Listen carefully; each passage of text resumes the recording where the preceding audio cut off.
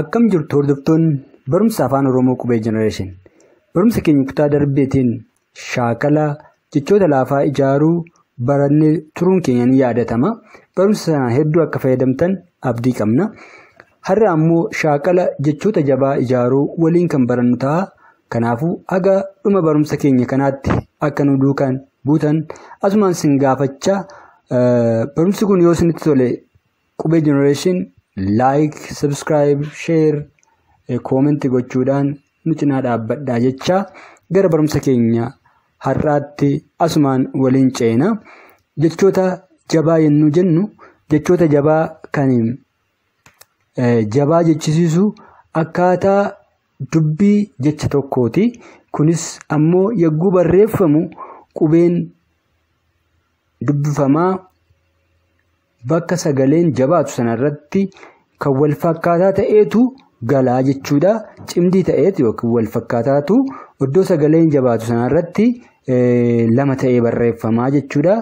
Sun sagaleen akka jabaatu taasisaa jechuudha. Sagaleen yagguu dubbannu jecha tokko jechi suni dubbii jabaa of keessaa qaba yoo ta'e iddoo sanarratti qubeen dubbifamaa gosa tokko lama ta'eetu galaa jechuudha. Sagalee jabaa yookaan immoo jecha jabaa kan jechisiisu iddoo sanatti qubeen dubbifamaa lama ta'ee jecha tokko keessatti iddoon barreeffamu sun sagalee jabaatu uumama. Sagaleen jabaa sana barreessuudhaaf qubee sana lama taasisna jechuudha. Qubeen sun gosa tokko ta'eetu lama ta'ee gala. Sagaleen jabaa haala sanaatiin barreeffamuu ni danda'a jechuudha. Yeroo darbe qubeen dubbachiiftu sagalee gabaabsuu fi dheeressuu akka danda'u barannee turre. As keessatti garuu qubeen dubbifamaa sagalee jabeessuu fi laaffisuu akka danda'u ilaallaa jechuudha. Shaakala tokkoffaa darbe keessatti sagalee laafaa yennuu jennu qubeen dubbifamaa sun gosa tokko qofannaa ta'u sagalee laafaa uumuu akka danda'u.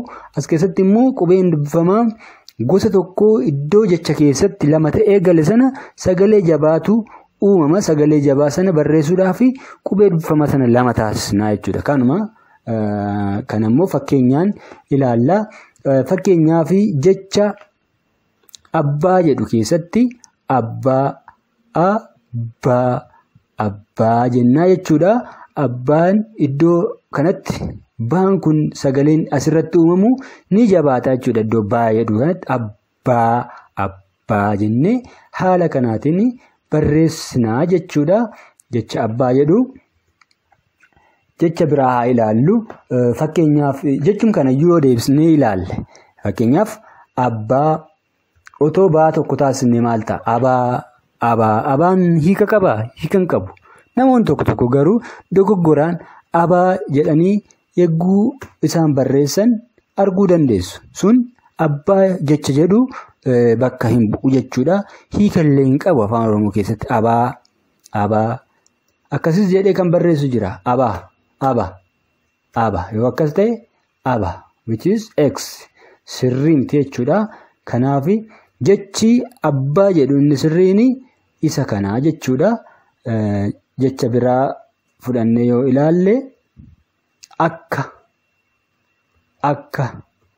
jecha akka jedhu kana keessatti iddoo kaa kanarratti ni jabaata sagaleen. Kaa kanarratti ni jabaata. Akka osoo kaa tokko taasisnee otoo laaffisne sagalee kana maal ta'a? Akka jechuun hiika qabaa? Hiika hin qabu. Akka jechuus bakka bu'aa hin bu'u jechuudha. Kanaafuu sirrii miti. Jechi biraa aannan osoo jennee aannan innaa jennu aanni jalqabaa sagaleen jalqabaa aan ni dheerata. Naa biratti ni jabaata. Naa iddoo kanatti dhufeetu sagaleen kun ni jabaata jechuudha. Naa ishee asirratti. Kanaafuu iddoo naa irratti sagalee waan jabaa uumamuu fi qubee dubbifamaa lama taasisna jechuudha. Naa lama taasisna iddoo kanarratti yagguu barreessinu. San booda niin ishiin kun dhumarratti dhufte jechuudha. Naanii dhumarra yoo ta'e jecha tokko innaa ijaaru keessatti qubeen dubbifama dhumarratti yoo dhufa ta'e akkuma irra butaa isas keessa beekannoon itti daballeetu iin garuu barreeffamtu sagaleen sun sagaleen niitiin moggaafameetu liqinfamee hafaa jechuudha. Akkuma qubee irra butannaa barannu qubeen iin itti dabalamtee qubee gosa garaagaraa dhufu keessaa isa jalqabaa irratti iin dabalamtee iin sun garuu liqinfamtee akka haftuu fi sagaleen suni iidhaan sagalee ii sana fudhateetu liqinfamee hafaa jenneerra. Kunis haaluma sanaatiin ta'a jechuudha. Aannan innaa jennu niin ishiidhumaa kun liqinfamtee hafte garuu iin dhumarra jirti jechuudha. Keessa beekannoodhaan garuu liqinfamtee hafte. Kanaafuu sana irra butaa keessatti ni barannaa. Haala sanaatiin liqinfamtee hafti. Aannan innaa jennu egaa iddoo naan kun ni jabaataa jechuudha. Osoo akkas jennee maal ta'ame? Aanan otoo naa jabeessuu baanne maal ta'a? Aanan sirriidhaa? Sirrii miti aanan. Osoo akkas jennee anan jedhee kan barreessu jira. Anan kunis sirrii miti jechuudha. Kanaafuu of eeggannoo godhuun barbaachisaadha jechuudha. Asirratti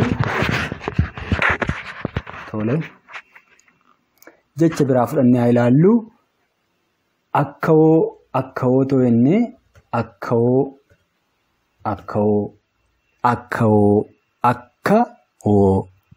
iddoo kaa jedhu kanarratti sagaleen jabaa uumameera. Akaan jennu akkawoo. Okay. Akawoon jennu jechuudha. Akawoo jechuun akkasitti ka barreessu jira. Akawoon sirrii fi akawoo jedhee kan barreessutu jira. Kanaafuu akawoon sirrii miti jechuudha. Otoo akkas jennee akawoo jedha jechi kuni. Akawoo jechuunis maalidhaa? Sirrii miti jechuudha. Kunis eksiidha. Kanaaf of eeggannoo godhaa. Iddootti jabaatu kana ilaaluu. Innaa dubbannu jecha sana qorree ilaaluudha. Iddoo kamitti sagaleen jabaatee, iddoo kamitti sagaleen laafee jennee yoo qorree ilaalle dogoggora tokko malee barreessuu dandeenya jechuudha. Fakkeenyaaf badduu jecha jedhu barreessuu barbaanne badduu jechi kuni badduu jedhaa jechuudha. Badduu jechuun maal jechuudha? Hiikni isaa beekamaadha afaan Oromoo keessatti. Badduu jechuun maal jechuu akka ta'e. Kanaafuu amma baduu jedhee kan barreessu jira. Badduu jedhee barreessuu barbaadetu baduu jedha. Baduun maalidha? Hiika qaba jechuudha. Afaan Oromoo keessatti hiika qaba. Hiika ni qaba. Garuu hiika badduu jedhu sana hin qabaatu jechuudha. Kanaafuu kunis sirrii miti jechuudha. Kan jechuu barbaade namni badduu jedhuu barbaadeet badduu jechuu barbaadeetu baduu jedhee barreessa. Badduu fi baduun garuu tokko miti jechuudha. Yookaan immoo akkasis jedhee barreessuu danda'a. Baduu fi badu kan jedhu ammas hiika garaagaraa qaba jechuudha. Miira adda addaa kennallee. Kun sirrii miti. Tole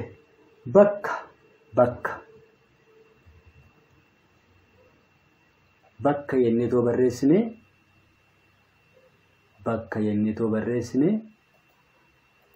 maal ta'a? Bakka kan jedhu kana soo barreessine qubeen inni sagaleen inni jabaatu iddoo kaa kanarratti sagaleen ni jabaata. Bakka. Kanaaf kuni sirriidha jechuudha. Jecha kana barreessuu barbaade kan bakka jedhee barreessu jira. Bakka jedhee kan barreessu jira. Bakka jechuu fi bakka jechuun walmattuun dhufu jechuudha. Bakka kan jedhu kun hiikan qabu. Tole jechi biraa baadhaan kan jalqabu jechuudha. Buqqee jechuun hiika qaba. Dabaaqulaanis buqqee hin jedhu buqqee kan jedhamu jira. Kan hadhaa'u firiin isaas yookiin keessa isaatti hin hadhaa'a. Qabee fa'aa kan irraa hojjetaman buqqeedha. Kanaafuu namni Oromoo ta'e tokko buqqee maal akka ta'e ni beeka jechuudha. Baaqeleen fa'aa, qabeen fa'aa kan itti naannan kuusan kun yookiin itti elman fa'aa keessa dhugan fa'aa kun buqqee irraa hojjetama. Buqqee jechuun sanadha. Kan buqqee jedhu barreessu jira. Buqqee jechuun maal jechuudha? Hiikan qabu jechuudha. Hiikan qabu. Buqqee jechuun hiikan qabu. Waan hiikan qabne barreessuun barbaachisaa miti jechuudha. Kanaaf of eeggannoo gochuun hedduu barbaachisaadha. Buqqee jedhee kan barreessus jiraachuu danda'a. Buqqee jechuudha barbaade buqqee jedhee kan barreessus jira. Sun of eeggannoo barbaada. Sagaleen kun eessatti jabaata? Buqqee innaa jennu iddoo qee kana sagaleen qeen kun jabaateera. Buqqee saniif buqqee jennee ilaalle buqqee yoo jenne qaani ni laafee jechuudha. Hiikni nuti waan nuti jechuu barbaanne sun nu dabarseera ta'e sirriidha. Yoo hin dabarsine ta'e jabeessuu qabna jechuudha. Sagaleen jabaatu sanarratti nutis haaluma sanaatiin sagalee sana hordofnee jabeessuu nu barbaachisa. Kabiraa baa kan jedhu bakakkaa.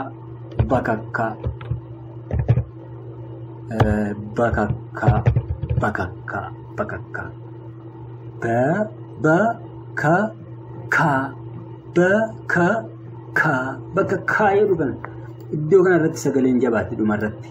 Bakakkaa otoo laaffifne maal ta'a? Bakakkaa ta'a. Bakakkaa ni hiika qaba? Hin qabu. Bakakkaa hiika qaba? Hin qabu. Bakakkaa jedhan kun hiikan qabu. Isoo akkas gooneeho bakaka jechuun hiika qaba? Hin qabu. Kunis saniif hin ta'uu jechuudha. Kabiraa baddaa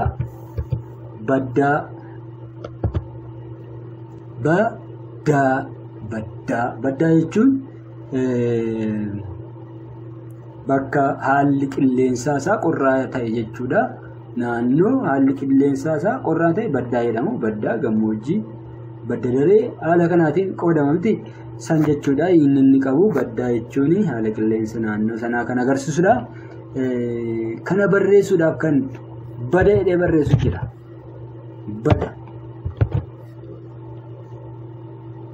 Kun sirrii miti jechuudha. Bada jechuun hiika biraa qaba. Afaan Oromoo keessatti hiika qaba. Inni qabu fi wanti nuti jechuu barbaanne waliin argu jechuudha. Waan jechuu barbaanne otoo hin dabarfatiin hafna. Badaa otoo jennee badaanis amma afaan Oromoo keessatti hiika qaba jechi kuni. Garuu kan jedhamu barbaade baddaa kan jedhu kana malee badaa jedhamu barbaadame miti jechuudha. Badaa jechuu barbaade kan baddaa jedhee barreessutu jira. Saniif haalli sagaleen sun jechi sun innaa dubbannu itti jabaatu itti laafu qorree ilaalleet isa sirrii sana iddoo jabaatutti jabeessinee iddoo laafutti laaffisnee barreessuu qabna. Tole bokkaa iddoo kaan kun jabaata jechuudha. Bokkaa tole osoo akkas jennee bokaa otoo jenne maal ta'a? Bokaa hiika qaba? Hin qabu. Wanti nu jechuu barbaannes miti. Bokaa hin laafe iddoo kanatti. Kaan kun laafeera jechuudha. Bokaa jennaa jechuudha. Isoo akkas goones boka otoo jennes boka jechuu barbaannes akkas ta'a jechuudha. Osoo asitti oolama goonee booka ta'a. Booka jechuun hiika biraa qaba garuu bokkaa jechuu miti gaa inni isaa booka booka. Tole boqqolloo otoo jennee boqqolloo boqqolloo argitanii boqqolloo hin jabaata jechuudha sagaleen asirratti uumamu. Qaa birattis qoon hin jabaata laa birattis immoo loon hin jabaata sagalee jabaatu uumame jechuudha bakka lamatti jecha kana keessatti bakka lamatti boqqolloo kan jedhu kana jechuudha. Osoo akkas ta'e akkatti kan barreessu hedduutu jira yeroo ammaa boqqolloo jechuun maal jechuudha sinuu ilaalaa hiikasaa boqqolloo jedhee kan barreessu jira boqqolloo jedha kun amma boqqolloo hiikan qaba boqqolloo osoo akkas goonee osoo kana akkas goonee oo daballee boqqolloo jedha boqqolloo maa jedha ani hin beeku. Asitti too qaalama daballee boqqolloo jedha boqqolloon maalidha hin beeknu boqqolloo kan jedhu kanatu sirriidha jechuudha. Boqqolloo isa jedhu kana haala kanaatiin barreeffamu sagaleen kun boqqolloo naannoo boqqolloo maal akka ta'e hin beektu hiikasaa haala kanaatiin barreeffama jechuudha. Innaa barreeffamu fakkeenyaaf birraa innaa jennu raa sana biratti sagaleen jabaateera birra jedha birra kan barreessu jira birraa jechuu barbaade kan bira jedhee barreessu jira. Bira jechuun hiika qaba garuu hiika birraa jedhu miti kan qabu malee biraa kan jedhee barreessu jira akka kanatti yookaan immoo akka kanatti kan barreessu jira. Birraa jechuudhaaf biiraa jedhee barreessa biiraan dhugaatii lamti gosa dhugaatiiti yookaan immoo biira jedha biira kunis sirrii miti jechuudha. Hammayaan isaa akkasiin dhufaa jiru abdiin qaba. Callaa otoo jennee callaa jechuun firii waa tokkooti callaan akkasitti barreeffama. Callaa iddoo laa kanatti sagaleen jabaateera kanaaf haala kanaan barreessine caalaa egaa barreessuu ni jira.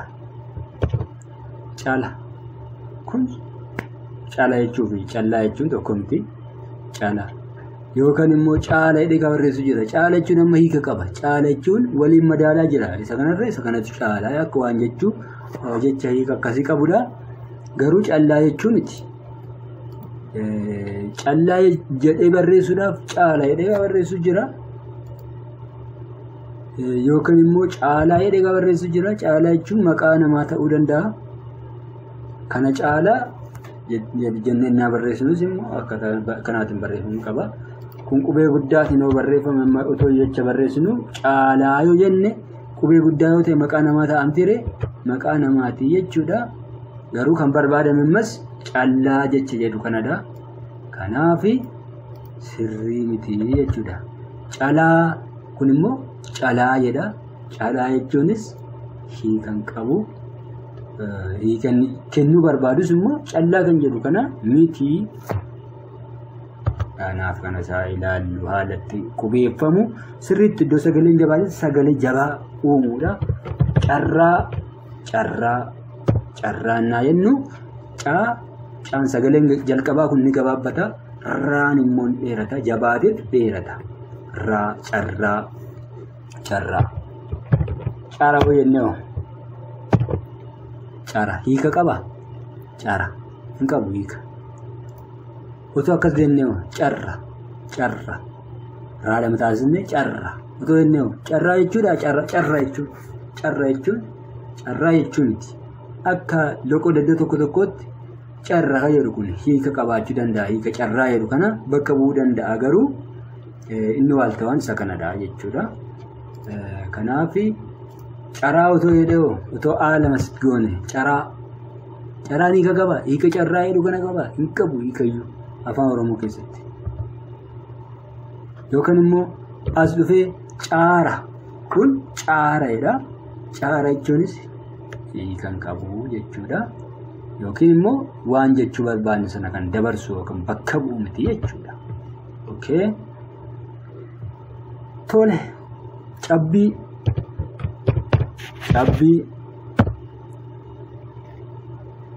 cabbii kan jedhu kuni cabbii iddoo kanatti hin jabaata jechuudha. Iddoo baa kanatti sagaleen bii hin jabaatti.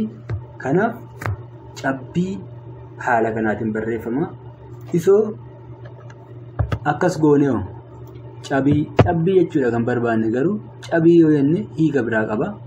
Cabbii yoo jenne immoo abaarsa cabbii jechuun abaarsa. Kanaaf sirriitti ilaaluun barbaachisaadha jechuudha.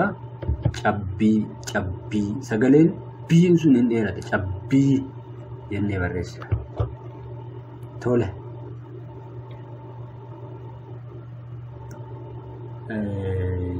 Caacuu otoo jennee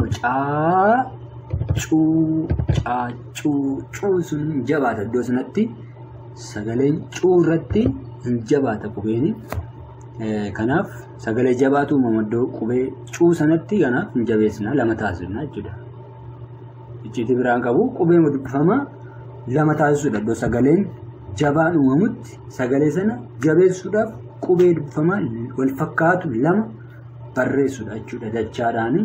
Kabira sagalee dheerachuu gabaabbachuun akkuma dura baran sagalee dheeraa gabaabaa sana fayyadamnee barreessuudha. Sagaleen innaa baasu jecha tokko innaa dubbannu sagaleen sun iddootti dheeratu dheeressu iddootti gabaabbatutti gabaabsu. Kanaaf caacuu innaa jennu caasa dheeraa fudhanna cuullee isa dheeraa fudhanna iddoo sagaleen jabaata sanatti immoo lama taasisna jechuudha. Kan caacuu jennee barreessina fakkeenyaaf kun caacuu jedha. Caacuu jechuu fi caacuu jechuun tokko miti. X caacuu ta'u kunis jechuudha. Caacuu otoo jennee caacuu sirriidhaa kunis hin taane jechuudha. Tole callee kan jedhullee haaluma sanaatiin barreeffama. Callee kan jedhu kana keessatti hamma caan jalqabaa leen ishiin kun dheeratti caan inni sagaleen inni jalqabaa kun immoo ni gabaabbata jechuudha.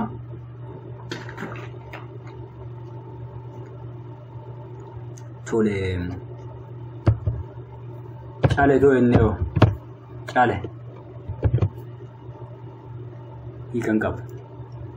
Calee too jennee hiikan qabu. Hiika callee jedhu kanallee bakka nuuf hin bu'u. Osoo kan akkas goonee balleessinee calle kunis hiikan qabu jechuudha. Kanaaf dogoggoroota akkasii warri uumaa ooltanii sirriitti irra deebitanii waa'ee sagalee dubbisuun waa'ee sagalee jabaa kana shaakaluun ilaaluun sun barbaachisaa jechuudha. Namoonni baay'een dogoggora akkasirra uumaa waan oolanii fi dallaa jecha jedhu kana ta'uu ilaalle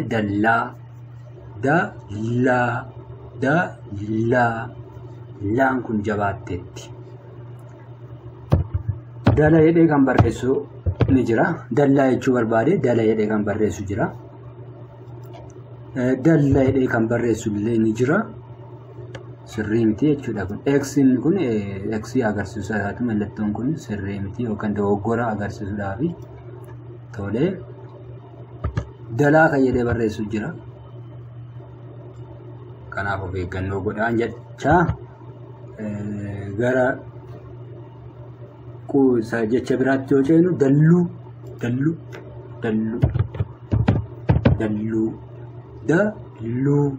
kun hin jabaatti sagaleen hin dheeratti hin jabaatti sagaleen suni isoo akkas jennee dalu osoo jenne daluu osoo jennee ta'u jechuudha. Daluu yookiin immoo daalu. Kunis sirrii jechuudha. Daaluudha. Dalluu jechuun gooba sangaa yookiin jibichaa irratti kan argamu suni gooba jechuudha. Dalluu jechuun tootaalii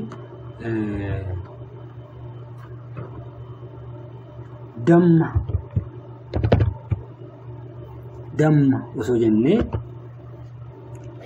dammi haala kanaatiin barreeffama. Maan sun hin jabaate sagaleen maa hin gabaabbatallee damma argitanii yeroo dubbannu damma ennaannu maanis dafee dhume daanis dafee dhume garuu maan sun jabaate damma. Osoo jabeessuu dhiisnee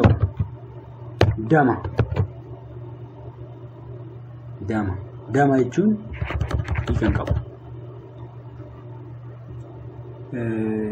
Daggalatoo jennee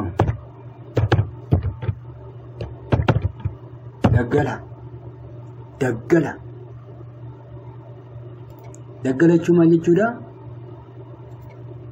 Daggala jechuun gosa margaati. Gosa margaa keessa daggala kan jedhamu jira. Hiika qabachuudha. Daggalatoo jennee daggala ittiin otoo barreessine hiika daggala jedhu kennu. Kanaafuu sirrii miti jechuudha. Osoo akkas jennee dagalaa jechuun maal jechuudha? Daggalaa otoo jennee argitanii asumatti jijjiirtanii ilaaluudha. Hiika adda addaa kenna. Daggalaa otoo jennee daggalaa jedha kuni sirrii miti. Daggala jedha kun immoo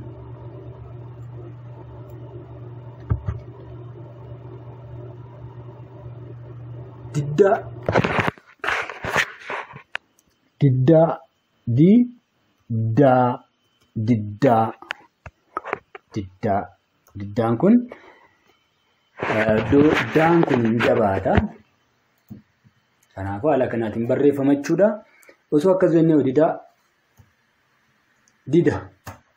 dida otoo jenne hiika qaba garuu hiika diddaa jedhu kanan qabu. Dida otoo jenne inni waa gochuu didaa saalsaa dhiira ta'eeti diduusaa agarsiisuudhaafi didaa otoo akkas goonee aatoo asitti daballe daa biratti didaa jedha. Didaa jechuunis waa gochuu diduusaati yookaan mormuusaa kan agarsiisudha. Didda otoo ta'ee didda haala kanaatti otoo barreessine sunis sirrii miti jechuudha. Diddaa kan jedhu bakka hin bu'u.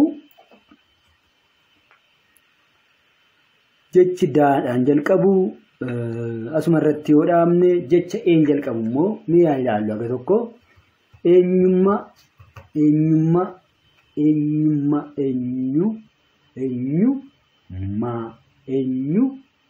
amma iddoo nyaa kanatti jabaateera sagaleen garuu hin barreeffamne. Maaliif otoo hin barreeffamin hafe? Seerri jira afaan Oromoo keessatti jechoonni jabaa iddootti sagalee uuman jecha qubee dachaa fudhata yoo ta'e qubee dachaa sana keessa beekannoodhumaan jabeessina malee qubee sana laman taasisnu. Fakkeenyaaf akkasin taasisnu jechuudha. Argitanii nyaa lama barreessine haala kanaatiin qubee dachaan fayyadamnu. Qubeen dachaa 7 inni irra yookaan 6 fayyadamuu dandeessu. Isaan 6 sana iddoo isaan sagalee jabaattiin uuman sana sagalee jabeessuuf jecha isaan 2 hin fayyadamnu jechuudha. Seera qaba. Iddoo laafantis laaffisnee fayyadamna. Iddoo jabaatanitti immoo haala galumsa jecha sanaatiin keessa beekannoodhaan jabeessineetu dubbanna malee yookiin dubbisna malee jecha sana dachaan taasisnu sun seeradha. San booda ni baranna.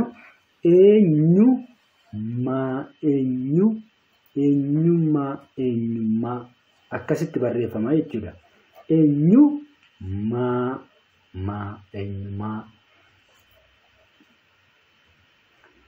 Iddoo kanatti fakkeenyaaf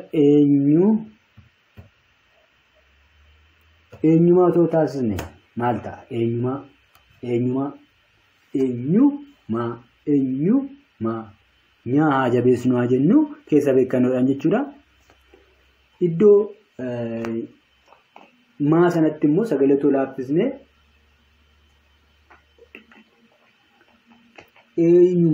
eenyumaa ta'a jechuudha. Eenyumaa jechuun hiikan qabu. Isoo eenyummaa jennee hoo eenyummaa jedha kun. Eenyummaa jedha kun. Eenyummaa isa jedhu kana bakka hin bu'u. Kanaaf ilaaluun nu barbaachisa. Otoo as kana hir'isnee hoo eenyummaa kun dheerachuu qaba. Eenyummaa naannu eenyummaa jennaa jechuudha. Eenyummaa dhalli sirreessaa eenyummaa. Asii eega baafnee osoo asitti daballee kunis sirrii hin jechuudha. Eenyummaa jedhamu eenyummaa jedhama malee eenyummaa akka kanatti eenyummaa hin jedhamu jechuudha. Tole eessuma iddoo sa'a kanatti sagaleen hin jabaatti. Eessuma too jennee eessuma hiika maalii qabaatame isa nuti murteessaa. Otoo tokko taasisnee eessuma otoo akkas goonee eessuma warri cabaqu jira miti. Warri cabaqu jedhamu jira sagalee seeraan dubbachuu warri hin dandeenye eessuma jedhanii dubbachuu danda'u tarii yeroo dubbatan. Yeroo barreessan garuu isuma sirrii kana barreessuu qabu. Eessuma akka kanatti barreeffama. Eessa deemta jennee nama gaafachuu barbaanne fakkeenyaaf eessa saan kun hin jabaatti sagaleen asitatti. Yoo eessa jettee barreessite hiika eessa jedhu miti kan qabu. Eessa jedha kuni kan eessa jedhee barreessullee jira. Eessa argitanii eessaa jedhee kan barreessu jira. Eessa jechuudhaaf bar kun hunduu. Kanaaf dogoggora hedduutu uumamaa oola jechuudha afaan Oromoo keessatti. Of eeggannoodhaan barreessuun hedduu barbaachisaadha. Eessaa jedhee kan barreessu jira. Eessaa jechuu fi eessa jechuun garaa gara ammas hiikallee haa qabaatu malee jechi kun eessaa kan jedhu kun fi eessa kan jedhu kun hiika tokko miti kan qabu. Tole jechoota qubee eedhaan jalqaban asumatti dhaabne jecha qubee faadhaan jalqabamu yaa ilaallu.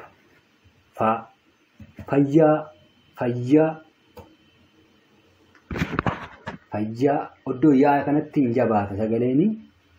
Faya too jennee hoo sirriidha. Sirrii miti jecha fayyaa jedhu kana miti kan bakka bu'u faya jedha kuni.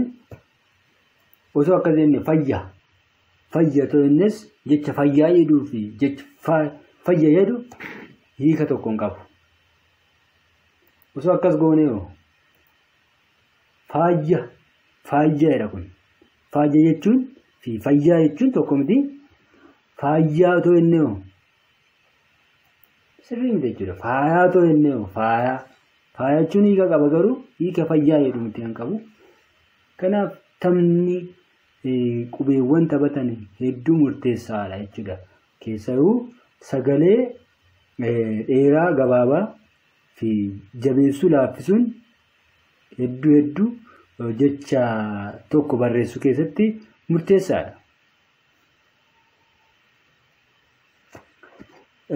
Tole foddaa otoo jennee foddaa jechuun hiikni isaa maal akka ta'e ni beekama. Fodaa jedhee kan barreessu jira. Fodaa jedhee kan barreessu jira. Fodaa jechuun miti yookaan immoo foda jedhee kan barreessu jira. Foda sirrii miti jechuudha. Tole fayyadamummaa fayyadamummaa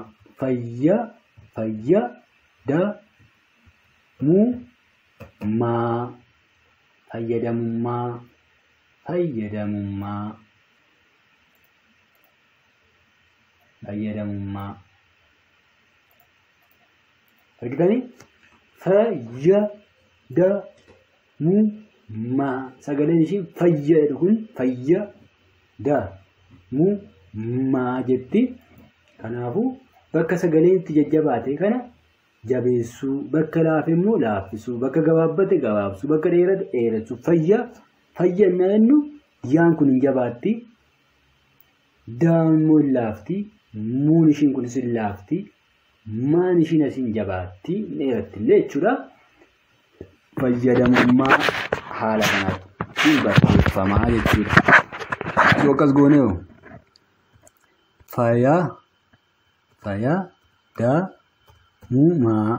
fayyadamummaa jedhee kan barreessu jira. Fayyadamummaa jechuun miti kunis as immoo fayyadamummaa jedhee kan barreessu jira. Amma sirrii miti. Kanatoo lama taasisee immoo fayyadamummaa jechuu barbaade egaa fayyadamummaa jedha kun immoo fayyadamummaa jedha sirrii miti jechuudha. Asitti otoo dheeratee fayyadamummaa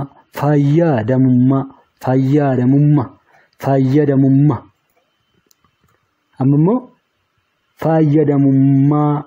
fayyadamummaa jedha kun hundi sirrii miti jechuudha. Of eeggannoo gochuun ni barbaachisaadha. Tole gaabbuu jedha jecha jedhu keessatti haala kanaatiin barreeffama. Jechi gaabbuu jedhu kuni gaabbuu jechuun waa gochuu barbaadan sana dhiisanii waan biraa godhuudha jechuudha. Gaabbuu. Tole kana barreessuu barbaade kan gabuu jedhee barreessu jira. Gabuu fi gaabbuun tokko miti. Gabuu jedhee kan barreessu jira. Kun gabuu jedha. Gabuun sirrii miti. Gaabuu jedha kun immoo gaabuu jedha. Sagaleen kun gaabuu. As daballee gaabuu jedha kunis sirrii miti jechuudha. Gaabuu jechuu fi gaabbuu jechuun tokko miti. Tole gommaa jechuudha kun iddoo maatti jabaateera sagaleen gommaa iddoo sanatti hin jabeessinaa jechuudha. Lama taasisnaa iddoo jabaatetti sagaleen. Tole goma jedhee kan barreessu jira. Yookaan immoo gooma jedhee kan barreessu jira. Yookaan immoo goomaa jedhee kan barreessu jira. Goomma kun immoo goomma jedha. Osoo aagoonee goomaa jedha kuni goomaa ni kan qabu.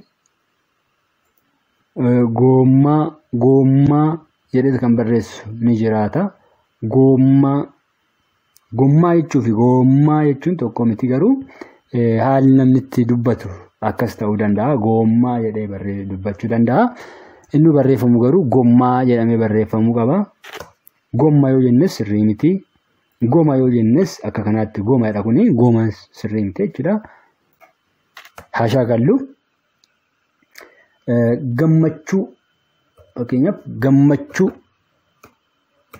gammachuu otoo jennee chuun kun illee ni jabaata sagaleen iddoo kana chuun ni jabaata gammachuu chaan garuu qubee dachaa waan ta'eef qubeen dachaa immoo yoo iddoo sagaleen itti jabaatutti lama taasisnee yookiin dachaan barreessuun hin danda'amu seeradha jenneerra. Kanaaf keessa beekannoodhaan iddoo kana jabeessineerra jechuudha. Kabajamtoota hordoftoota keenya shaakala barumsa kana kutaa biraatiin kan itti deebinu ta'a. Haga nagaan tura.